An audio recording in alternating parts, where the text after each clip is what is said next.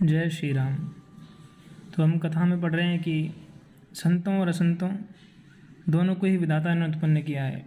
ये सृष्टि संतों और असंतों की तरह गुण और दोष से पूर्ण है, जिसमें हम पिछली वीडियो में सुनते हैं कि दुख सुख पाप पुण्य माया ब्रह्म जीव ईश्वर संपत्ति दरिद्रता रंग राजा सभी कोई इस संसार में व्याप्त हैं और सभी कोई ब्रह्मा के ही बनाए हुए हैं, विधाता के ही बनाए हुए हैं।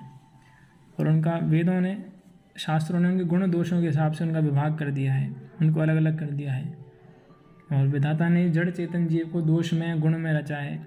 लेकिन जो संत रूपी हंस हैं वह केवल दूध रूपी जो गुण है उसी को ही ग्रहण करते हैं और जल रूपी दोषों को त्याग देते हैं। इस तरह से यहाँ पर कहा गया है। हमने पिछली वीडियो में बातें भी की थी कि इसीलिए जो महान संत होते हैं उनको परम हंस कहा जाता है, कि जैसे हंस है वह दूध को अलग और पानी को अलग अलग कर देता है और केवल दूध को ही ग्रहण करता है, उसी प्रकार संत भी सदैव दोषों को हटाकर गुणों को ही ग्रहण करते हैं। तो पहचानने के लिए कि गुणों संतों के गुण क्या हैं और असंतों के अवगुण क्या हैं, दोष क्या हैं, उनमें पहचान हो सके, इसीलिए तुलसीदास जी ने यहाँ पर उनका वर्णन किया है। क्योंकि बिना पहचाने उनका त्याग और ग्रहण भी नहीं हो सकता। यदि हम पहचानेंगे नहीं कि कौन सा गुण संतों का है कौन सा गुण असंतों का है, तो उनका ग्रहण और त्याग किस प्रकार से होगा। इसी बात को सोचकर तुलसीदास जी ने यहाँ पर उन दोनों का वर्णन किया है। तो अपने विवेक के अनुसार उनका हमें ग्रहण और त्याग करना चाहिए। केवल साधकों के लिए ये बातें होती हैं कि जो लोग होते हैं कि हमारी जैसी इच्छा होगी हम वैसा करना चाहेंगे, वो बिल्कुल कर सकते हैं। लेकिन जो साधक हैं, जो अपने जीवन में साधना करना चाहते हैं और सभी चारों पदार्थ अर्थ धर्म काम मोक्ष को धर्म के मार्ग पर चलकर प्राप्त करना चाहें, अंत समय में परमात्मा को प्राप्त करना चाहें, उनके लिए बहुत ही आवश्यक है कि वो संतों के मार्ग पर चलें, उन गुणों को अपनाएं। आगे कथा पढ़ते हैं, मन लगाकर सुनिए और नियमित कथा सुनने के लिए चैनल को सब्सक्राइब अवश्य कीजिए।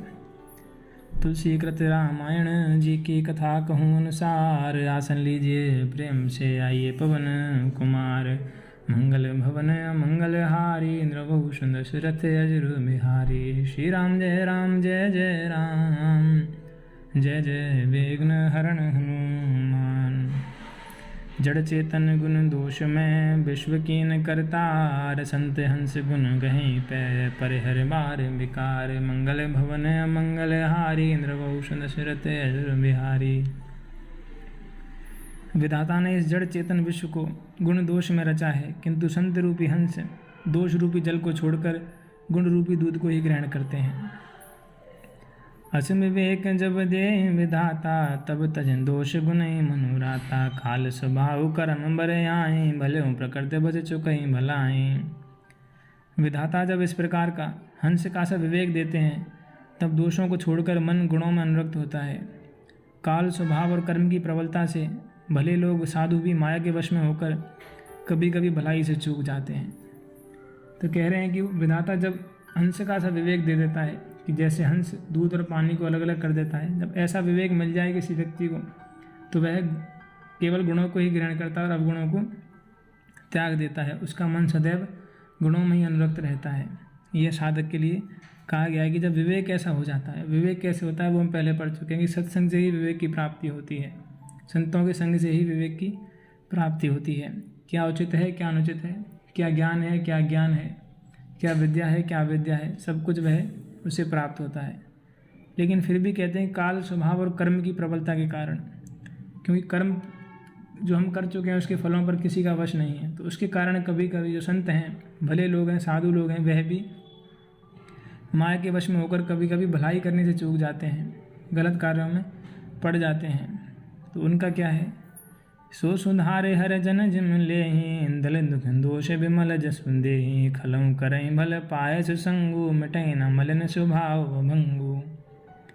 भगवान के भक्त जैसे उस चूक को सुधार लेते हैं और दुख दोषों को मिटाकर निर्मल यश देते हैं, वैसे ही दुष्ट भी कभी कभी उत्तम संग पाकर भलाई करते हैं, परंतु उनका कभी न भंग होने वाला मलिन स्वभाव नहीं मिटता।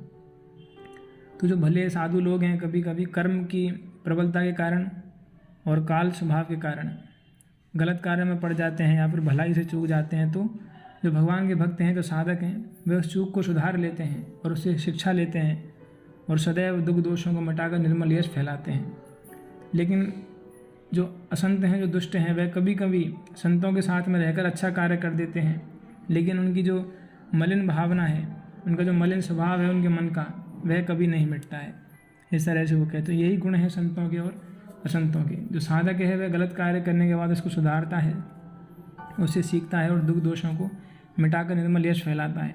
लेकिन जो असंत है वह गलत कार्य करने पर उस बात को स्वीकार नहीं करता, उसका जो मलिन स्वभाव है उसको वह कभी नहीं छोड़ता है। लख सुबेश जग पंचक जेऊ, बेश प्रताप पूजे तेहु, उग्रई अंत न होए निभाऊ, काल नेम जिम रावण राहु। जो वेशधारी ठग हैं उन्हें भी अच्छा साधु का सा वेश बनाए देखकर वेश के प्रताप से जगत पूजता है, परंतु एक ना एक दिन वे चौड़े आ ही जाते हैं। अंत तक उनका कपट नहीं निभता, जैसे कालनेमी रावण और राहु का हाल हुआ। अब इसमें बात आई वेशधारी ठग है। जो ठग जो वेश तो धारण किए हुए हैं साधु का सा, लेकिन उनके कार्य हैं असंतों के से, दुष्टों के से, तो वो भी एक ना एक दिन सामने आ ही जाता है। इस तरह से तुलसीदास जी कहते हैं। वे पहले स्वयं का पूजन करवाते हैं, स्वयं वेश रखते हैं साधुओं का सा, भगवा वस्त्र पहनते हैं, कमंडल धारण करते हैं, और इस तरह से जो भले लोग हैं उनसे अपना पूजन करवाते हैं, स्वयं को भगवान कहलवाते हैं। लेकिन उनका जो चरित्र है वह एक ना एक दिन सामने आ ही जाता है। उनका जो मलिन स्वभाव है वह कभी नहीं मिटता और वह कभी ना कभी सामने आ ही जाता है।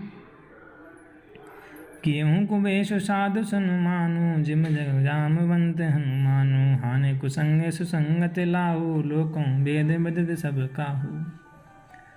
बुरा वेश बना लेने पर भी साधु का सम्मान ही होता है, जैसे जगत में जामवान और हनुमान जी का हुआ। बुरे संग से हानि और अच्छे संग से लाभ होता है, यह बात लोक और वेद में है और सभी लोग इसको जानते हैं। तो तुलसीदास जी इस बात का वर्णन करते हैं कि जो साधु का वेश धारण किए रहते हैं लेकिन वह भी ठग हो सकते हैं। लेकिन जो कुवेश, यहाँ पर कुवेश नहीं कहा गया है भगवान हनुमान जी को, जामवान जी को, लेकिन एक उदाहरण दिया गया है। कुवेश का अर्थात वो मनुष्य का रूप नहीं थे, एक वानर और एक रीछ का रूप होने पर भी उन्होंने भगवान को प्राप्त किया, भगवान के सदैव साथ रहे, भगवान के कार्यों में संलग्न रहे।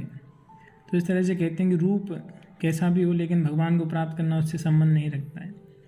गुण महत्वपूर्ण है कि हम किन गुणों को ग्रहण करते हैं, हम क्या वस्तु ग्रहण करते हैं और क्या किसको त्यागते हैं।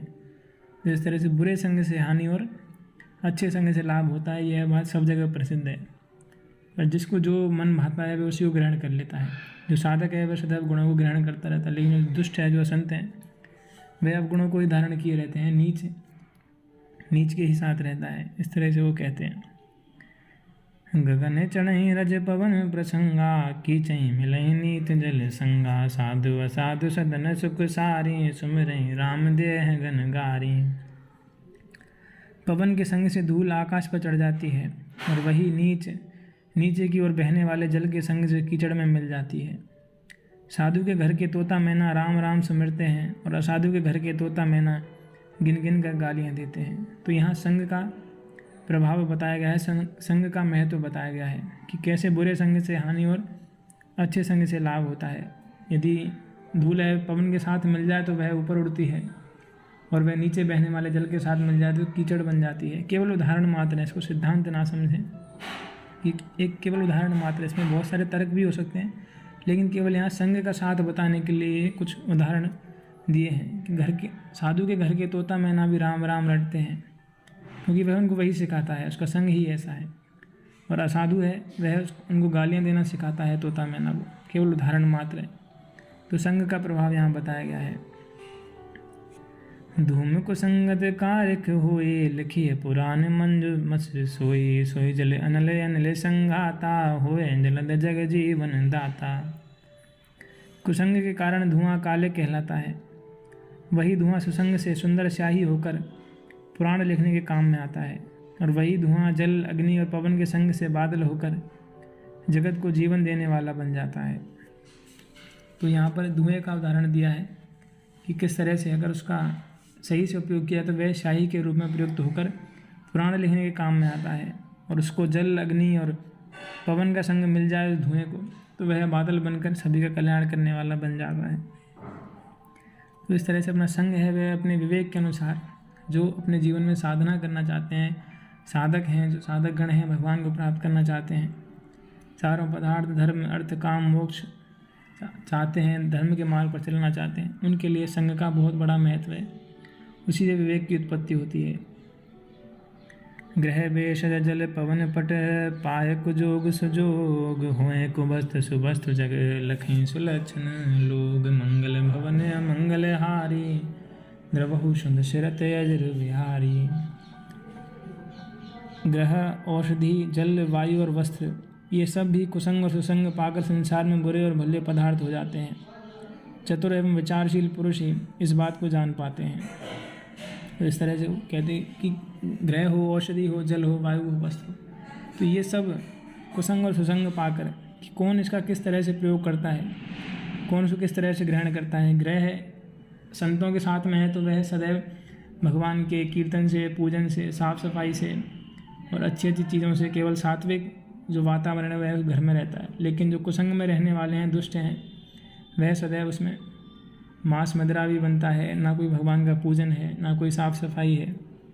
जैसी बहुत सारी चीज़ें। औषधि है, उसको किसी की जानकारी से किसी एक उचित मात्रा में लिया जाए तो वह बहुत ही अच्छी तरह हमारे शरीर का स्वास्थ्य ठीक करने वाली होती है। लेकिन बिना किसी जाने पहचाने और उसको गलत तरह से लिया जाए तो वह गलत प्रभाव डालती है। जल है, वायु है, वस्त्र, तो हर चीज़ ये जो विचारशील लोग हैं, जो विचार करते हैं इन बातों पर, वह उसको जान पाते हैं कि किस तरह से वस्त्र कोई अच्छे से पहने तो वह हमारे संस्कार भी बन जाते हैं, और कोई उसको सब को जानते हैं। जो विचारशील लोग हैं वह इन बातों को जानते हैं। तो इस तरह संग और कुसंग, सत्संग और असंतों का संग, इन दोनों की महत्व बताया गया है। तो जिसको जो ग्रहण करना होता है वह वही ग्रहण करता है, उसी के अनुसार अपना जीवन व्यतीत करता है। लेकिन साधकों से यही विनती है, उनके लिए यही सहायता है कि वह सदैव ही सत्संग के लिए प्रयास करते रहें, भगवान के भजन ध्यान का प्रयास करते रहें। तो इस तरह से हम कथा पढ़ते रहेंगे नियमित, घर में परिवार में सबको सुनाइए, मन लगाकर कथा सुनिए और भगवान के नाम का जप करते रहिए, जिसकी महिमा हम आगे पढ़ने वाले हैं, भगवान के नाम की महिमा। और सरल स्वभाव, सहज स्वभाव रखिए, अनासक्त भाव से अपने कर्तव्य कर्म करते रहिए। जय श्री राम।